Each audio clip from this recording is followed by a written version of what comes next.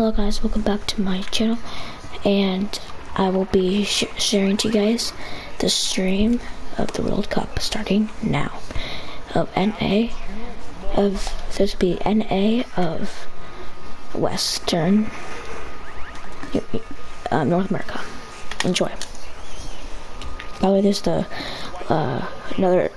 the beginning part got cut out on accident. Sorry guys. So yeah. Now keep in mind, the circle is already moving. The storm circle is already moving. We're getting closer to that storm circle 6. Rux here, a little bit of a tough spot. He's going to go ahead and get that launch pad, get himself out of dodge, and begin his rotation. Question is, where does he want to land? He probably could have challenged that player, but I think it's a little bit smart. Just go to the edge of that next storm zone, get yourself to safety established, and then see where the next zone is, right? Again, every interaction matters. Every decision they make is literally going to make or break their game. So on that rotation in and of itself, you have two choices when you're going through. You can come down on the very near side of the zone where there's going to be more players, but you want to land towards it.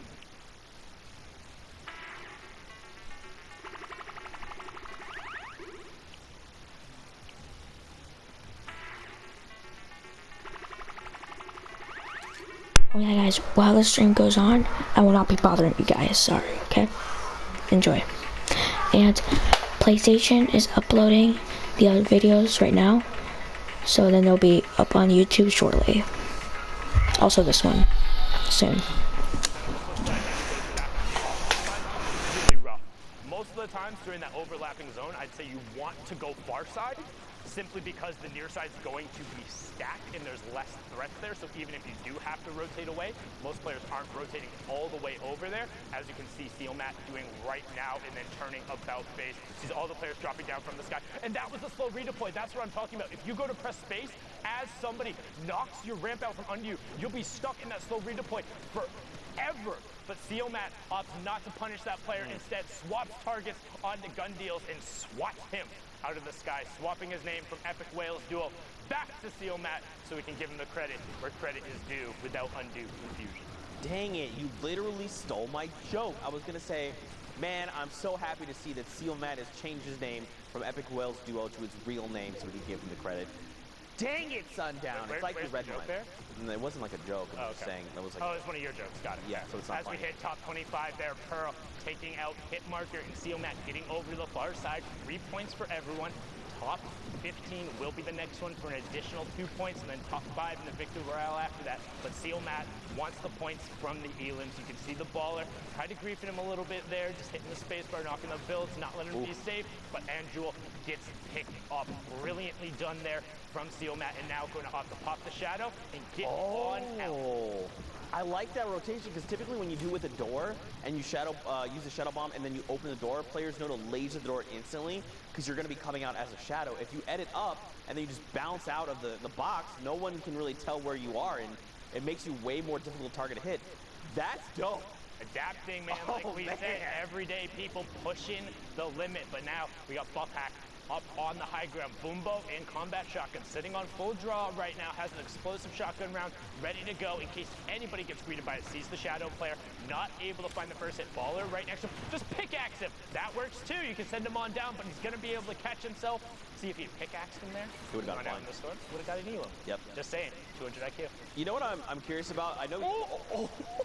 That's another thing. Okay. It's top 15, so that's a 3-point swing there. But an explode or any AoE damage that hits a baller, if it breaks it, will crack through. Bobhack gets Wavy Jacob as well, the player who is in the top 5 tomorrow. So good high ground domination from him. But now back on board with Sealmat. 2 Elims and top 12 currently, needs top 5 for the next round of points. But he also still has 3 stinks. These just increase in value over the course of the game, right? You got to think the stink bomb is a little bit larger than a 1x1 grid space. When you throw it in, especially in this tight of a corridor, you're going to get guaranteed damage. Remember, that's damage that ignores shields and hits directly to the health bar. If he just drops down on the players down below, he's going to get a bunch of damage numbers, and he's going to be able to track them. Because remember, that damage number is ticking, and you can track where that number is coming from. Drop it on the backside of the storm on low ground. Players will always be there. Always, no matter what. But right now you can see he's only on the 31 builds, trying to find a little bit of room to navigate. Okay, Finds a big pot, knows there's a player over on the side. This is when you should be using those stinks. They are going to get to a critical point where you will have no more area to get it. But Seal Matt says, I know better. I'm going to stick to that combat shotgun. Top 5, top 4 now as Pearl gets end picks. Pearl on the high ground. Bob Hack on the tart beneath. Seal Matt now on the mid tart. So now Bob Hack on ultimate low.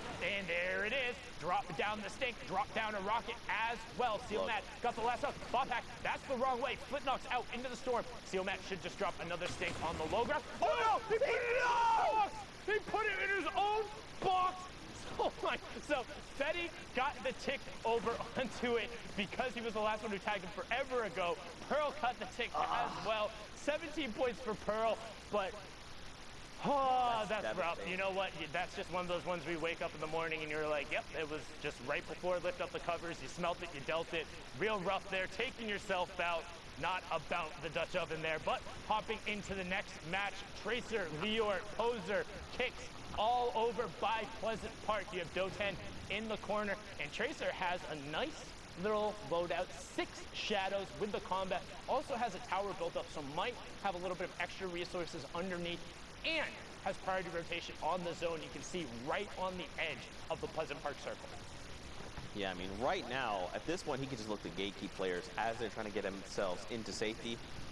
I want to see, though, yeah, okay, I was going to say, I want to see like a wide shot. I want to see more of what's going on here in Pleasant Park. A lot of players are on that outside edge, and they need to start making their way in. We've already had, you can tell, right? There's players that have already established themselves in this new safe zone. Now it's about everyone else. How do they get in? Are their rotations safe? Do they have long rotations? Does someone around them have... So guys, I got out because I need to tell you guys something. So PlayStation makes this thing that you can only make videos for 60 minutes. So what I'm going to do is I'm actually going to make a part 2 also that to come with this. So right now is the part 1, but then around minute 40 I'm actually going to end it and start a new one. You know what, minute 50-ish. Yeah, I'll do that. I'll do it after, I'll do it a little bit under 60 minutes. Alright. Yeah, oh, I like this game. Yeah, enjoy. The circle. Everyone on the eastern side of Pleasant now has priority on that zone, and players are going to have to go past. 35 players left. You can see everyone playing safe, playing dense. Nobody wants to get picked off right here. We've talked about it before. The placement threshold is kind of the barrier. Like, hey, was this an acceptable game? You can't spend this much time in a match and not get placement points. And here we go, man. Circle has started moving. Again, guys, every interaction matters. This is their last opportunity, the last few games they have on the server. Probably about an hour left for queue time. Becca, can you help me out? Boom, 105 minutes. Thanks, Becca. 105 minutes? Wait, what did is that Really, what I said? Zeke? An hour and 5 minutes. Really? Ah! Wow. Anyway, all right. Yeah, we're just 34 hop players. right back. No, Becca, take that away. Remove the graphic. Becca, remove the Fortnite graphic. World Cup. Can Zeke do math? The answer is no. If The you answer is answer no. yes, we're not friends anymore. Now, Tracer here turns and picks up Pocket. And Sino gets Jarvis as well. The South Korean player taking him down there, representing from South Korea, as I said, from the Asia region, playing in Canada. Currently had a nice little Canadian flag there on his Twitter account. Yeah, I was trying to figure out, but I know we've been asking, doing everything they can to try and get one of the solo spots there. You can see Sino in the bottom left, Persecute also in the lobby, Vide in the lobby, Fate Yonder, Wheels, Ty Tanks, TXG Temple, Jordan, Kaz, Coral. So many players. Kaz qualifying for the Fortnite World Cup creative side with one of the sickest trick shots during Ninja's thing, still into the top 25. So 3 points for everyone in the lobby. And Kaz goes down right there, a little bit of a caster curse. I apologize, but he did get his flu shot, so not going to end up being sick. Capu picks up Doten. Spook does get his shadow canceled, immediately going to 90 up, box himself up and over, and he says, nah, I'm going to pop another shadow and get out of dodge. This is risky. Needs to avoid getting metroed here, and he does. Puts enough space between him to get back over the backside of the zone. Nobody expects the reflank with the shadow. You expect him on the far side not to come back to the near, but Spook can't convert as Vide. Oh, As I say that, he drops down and chases Persecute. That's a 3-point swing, as that even pushes us into the top 15. Now top 5 is the next threshold, and this is where we're going to see players play a little more defensively. They want to hit top 5. Those extra 2 points are so crucial. Spook here doing his best impersonation of a spooky ghost, walking around that shadow bomb. He's going to find a player, a 36. It is a headshot, but not a ton of damage. And look, he's got there in the pyramid. They're trying to keep himself safe. He does get the ramp, and the players, they're just trying to abandon. They're like, no. I need to get myself to safety. I need to survive. Kempa going down in the top left to Yonder. Cherish Reality just going to get ripped to shreds. 3 eliminations for Spook. And then Rocket, he's looking to fracture it all Sundown. Oh, but he finds the player in the shadow form. Can he follow up on it? What? Wait, what? I did it. Literally, I heard the audio cue as he turned and built. That was inhuman from Spook to be able to get that there. Sino picks up Jordan, and we're getting closer to that top 5. And one thing to note, once players hit the top 15, it's a little bit like, okay, I got my 5 placement points. I can kind of press it. This is a relatively successful game either way. In Synergy Kick on the high ground. 2 big pots, Shadow Bomb and a Rift. Little less valuable, but it's all about the rockets and the combat. He's going to start working top.